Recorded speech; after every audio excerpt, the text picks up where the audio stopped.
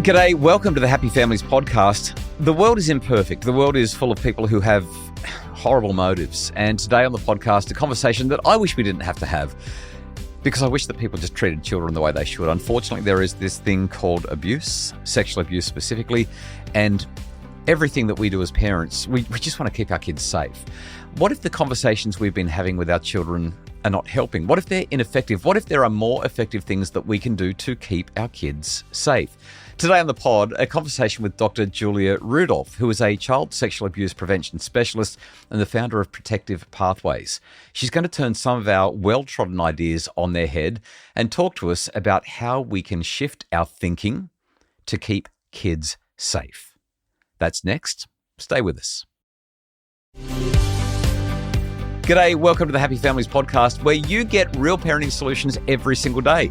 This is Australia's most downloaded parenting podcast. I'm Dr. Justin Coulson, a dad to 6 daughters, and I'm not going to lie, when it comes to keeping kids safe, this is something that has been front and center in my mind since the day my first child was born. We're going back nearly 27 years or thereabouts.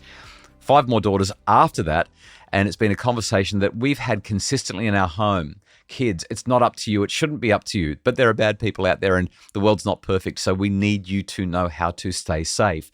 Dr. Julia Rudolph is a child sexual abuse prevention specialist and the founder of Protective Pathways. She's worked in frontline child protection in Australia and the UK, completed a PhD in sexual abuse prevention, conducted and published research in this field, and contributed to national child sexual abuse policy. Through Protective Pathways, she works with parents, carers, and people who work with children to understand how grooming operates and how to create safer environments for children and young people that disrupt the grooming process and reduce the risk of sexual abuse. It's such an important conversation. Julia, I'm so glad you're with me today. What do parents need to understand about how child sexual abuse actually unfolds?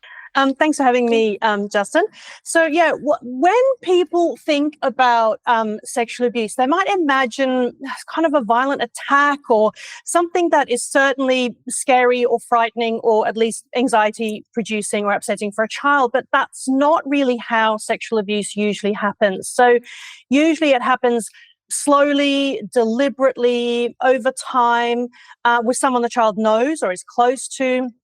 And offenders use this pattern of behavior with a child and with the environment to allow the abuse to happen and to ensure it stays hidden. And offenders use these or work in typical ways, and that's what we call grooming.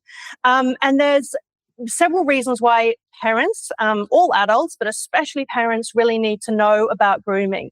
The first is that it is extremely common. So it is kind of a fundamental part of the sexual abuse process. In fact, recent research in the US shows that 99% of survivors experience some form of grooming throughout the abuse that they experience. So it's a fundamental part of it. The second reason is that explains why some survivors, some children weren't able to recognize, react, and report at the time that the abuse was happening, because grooming feels like friendship, care, or love. And it's specifically designed to undermine a child's ability to do those things. The third reason is that offenders don't just groom children. So that might be a misunderstanding as well. They groom the adults around children as well. And which adults depends on the context. So it can be parents, carers, colleagues, workplaces, sometimes whole communities. So as adults, we also need to be aware or recognize grooming when we are the targets of the grooming. And then also, and this is the good news, so because grooming is a pattern, it's recognizable, and that means it's interruptible. And that's the good news. If we're able to recognize this pattern, then we're able to interrupt it. Yeah, so let's talk about that. I'm just reflecting as you're speaking. I had no idea that this was going on when I was a child, but I was involved in a group, in a community group, an organisation, I suppose you'd call it, that is global. And I'm not going to mention it because the whole thing just feels awful now that I know what happened. But I remember driving home one day with my dad, and he seemed really agitated, really, really upset. And when I spoke to him, he just said, "I need to ask you a question, and you need to be absolutely honest with me." And I said, "Sure." Like, I'm just a 10 or 11-year-old kid. I'm like, "Okay, Dad, whatever you say." And then he asked me if anybody had ever done the wrong thing with me, had ever touched me inappropriately. And I just remember thinking, well, that's a weird question. No, like it was just a very easy thing for me to say no because it hadn't happened. But it transpired, and I found out some years later that in that organisation, one of the adult leaders who was very, very, very close with all of the parents whose children were participating in this children-focused activity, one of those leaders had abused several of the children in that group. This is a classic case of grooming, right? Like friends and close to the parents, relationships of trust at the adult level as well as at the child level. And all of a sudden there are these children. Oh, I say all of a sudden, but it wasn't all of a sudden. This was like a 10, 12, 15-year relationship. So you're nodding your head and saying, yeah, like that's exactly what you'd expect. But for some people, they'll be thinking, hang on, that's not what I expect. Can you walk through what does grooming look like? How can parents recognize it? Because it is actually just, we're friends, right? This is somebody that we trust, somebody we have dinner with, go to a barbecue with, attend church or go to the sports club with. This is really hard to get your head around. It is. It's really confronting. And grooming has, like I said, it's a pattern. And also we have to understand that abuse doesn't start with abuse, as I just said. It's a very gradual and slow process. And also it's important to know that it happens online as well. So I teach parents about what it looks like online and offline because there's roughly similar patterns. So to help parents recognize grooming, I developed a model based on basically 40 plus years of research and 10 years of my own research called the 5 C's of grooming. And it allows parents just to kind of have a memorable and practical framework. So the 5 C's of grooming are choose, connect, cut off, cross boundaries, and control. So I'll just tell you about them really briefly. So in the first stage, an offender chooses a child and a care environment based on ease of access, vulnerability, and opportunity. And like I said, that happens online too. So offenders are unbelievably good at deducing a vulnerable care environment or child based on the child's online behaviour and pattern of use. So, Julia, before you move on to the second of those 5 C's, when you say choose, my read of the research is that there are specific characteristics, there are specific families, specific children who may be more vulnerable to abuse. I know it can happen across the spectrum, but it does tend to, as I understand the research, cluster in certain areas more than others. Am I right about that? And if so, how would you describe those populations? You are right. So the research, we've got now, again, 40 plus years of research on risk factors, but I don't want to suggest that there are children, there are only these children only these care environments that are targeted. So certainly all parents need to be aware of this because we can go on a balance of evidence type thing, but obviously it can happen anywhere at any time. So research it. And also I want parents to know that if I have a child who has these vulnerabilities, then it doesn't mean the child will be abused, but knowing about the vulnerabilities actually does help because it allows us to be more conscious, more protective if we know that our child has one of these vulnerabilities. So I also don't want to scare parents by saying, these are the vulnerabilities, and then they think, oh, my child fits that category, that, that means that they'll be abused. That's certainly not the case either. But we do know that children with a disability, children who have some kind of perhaps trauma in their past or have experienced adverse childhood experiences, so bullying, other types of abuse, children who are have some emotional or psychological difficulties, children where they've experienced either the death of a parent or separation of parents, so that kind of thing. So, children who have experienced some trauma or are experiencing some difficulties.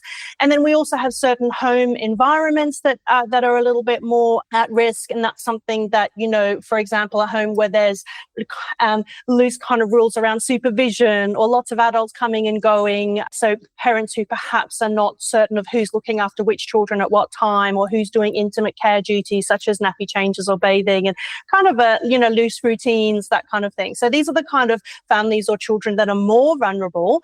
And if that was something that fit your experience, then allowing us to kind of put stronger protections in place when we know those things is obviously helpful, but I don't want to either scare parents or suggest that it's only those situations. Yeah, and I'd add to that, when I think back on the children, the boys that I'm aware of who were harmed by this particular leader in my childhood growing up, some of them fit that vulnerable category quite just really, really easily.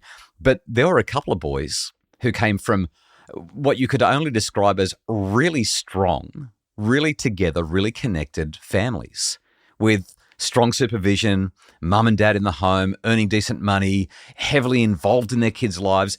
I ask the question because I know that there are certain vulnerabilities, but your point is this can happen anywhere. And so parents do need to be mindful of it. Let's talk about those other 4 C's. What's the second one? So the second one is connect. So this is where offenders work to build trust and rapport, again, not just with the child, but with the adults around the child as well. And then the next stage is cutting off. Now, this stage is about cutting the child off physically and emotionally. And it is the most important of all the 5 C's. And I stress this to parents in my sessions. Abuse can't happen without that step. The next one is crossing boundaries. So once the first 3 have been achieved, the offender then gradually crosses boundaries and desensitizes. Again, not just the child, the adults around them as well. And this is the phase where the contact sexual abuse would then occur. And then once abuse has occurred, offenders use emotional manipulation and threats to maintain the abuse and to avoid detection. So that's the control phase. So yeah, they're the 5 C's of grooming. And, parents might be thinking, well, if grooming looks like friendship, care, or love, then how can I distinguish it from healthy adult relationships? Because children need those healthy adult relationships. They're actually protective, right? Because it kind of adds to a child's support network. So they're really important. So I work really hard in my sessions to make sure that, we're looking at these side by side. We look at risky behaviors and healthy relationships and risky relationships side by side. And then you can really see the qualitative differences between the 2. So this is the bit where normally as a parent, you'd say, well, I guess I have to do the child education. I have to do the teaching of my child to recognize and report abuse. I wish I didn't have to, but the world's not perfect, and therefore that's what I need to do. Your work suggests that this may not be effective. Yeah, I think we've placed for a really long time, we've placed a lot of faith in the idea that if we give children the right information, then they'll be able to keep themselves safe. So this strategy has different names. I'll call it protective behaviours education, but it's referred to as all sorts of things. And the content varies between the courses, but basically they're teaching children to recognize bodily signs and then some form of the no, go, tell, which is kind of what I refer to as recognize, react, and report. And so I could go into a little bit of the history, but we started using this method. It was actually based on back in the 1970s because we didn't have any evidence. It kind of exploded onto the scene, sexual abuse, with some really awful cases and really high prevalence rates. And policymakers really didn't know what to do. There was no evidence to guide prevention. And so they borrowed what the anti-rape movement was using at the time with women and children, which was teaching them self-defense strategies to ward off rapists in a kind of violent sexual assault situation. So this was done a lot in Australia and the US. I, as a girl of about 8 or 9, attended a self-defense session where I was taught how I could try to fend off an adult male. So the sexual abuse prevention field at the time borrowed this and they then applied it to children. So teaching children self-defense strategies to help protect themselves. And after a while, the anti-rape movement moved on from their self-defense technique, but the protective behaviours education remained as the main form of prevention that we've been doing for 40 years. But there are some really serious limitations with this, especially relying on this as our main prevention method. The first one is that it places the responsibility for prevention onto the victim of the violence, which in this case is a child. Yeah. And we don't do this with any other form of safety initiative or violence prevention. We don't do it with physical abuse, with bullying, with racial harassment, with rape. We don't say it's your job to stop this. We expect community intervention, perpetrator deterrent. We don't expect the victims to stop it. The second issue is that when children have this education in schools, parents are largely left out of prevention, and they're the key to prevention. And over the last 40 years, they've been left out to a large extent. And when they are involved, their role has been limited to that of educator. So we teach parents how to teach their children about these recognize, react, and report techniques. But research shows that that's maybe not the best way to use parents. So in my research with parents, I found that even very well-informed parents about the risks of sexual abuse, or very highly educated parents, parents who are actually very, very supportive of this method, have not given their children comprehensive messages. So parents are not very good at doing this, is what my research shows, or actually what a lot of research shows, that parents are not, even though we're encouraging parents to give children this information, they're not doing it on a consistent or in a comprehensive way. And so my research suggests that parents might not be best used as educators. Next, we don't have a lot of robust evidence to suggest that it actually works to reduce sexual abuse. So I did a study with about 1,200 people, mostly younger people, which was published in 2022. And I actually didn't find an association between childhood education, both at home and at school, and rates of sexual abuse. What I did find associated with lower rates of sexual abuse was protective parenting.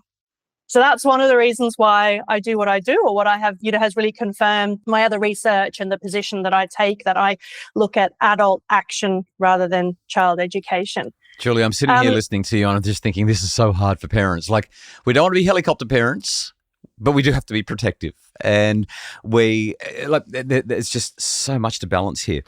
We need to take a quick break. After the break, I want to get really practical. This is where we have that part of the conversation where you just tell us what we're supposed to do, because listening to this conversation can feel a little bit heavy. So right after the break, what are some practical things parents can do to protect their children, especially since we really want to put this on parents, not kids? Stay with us.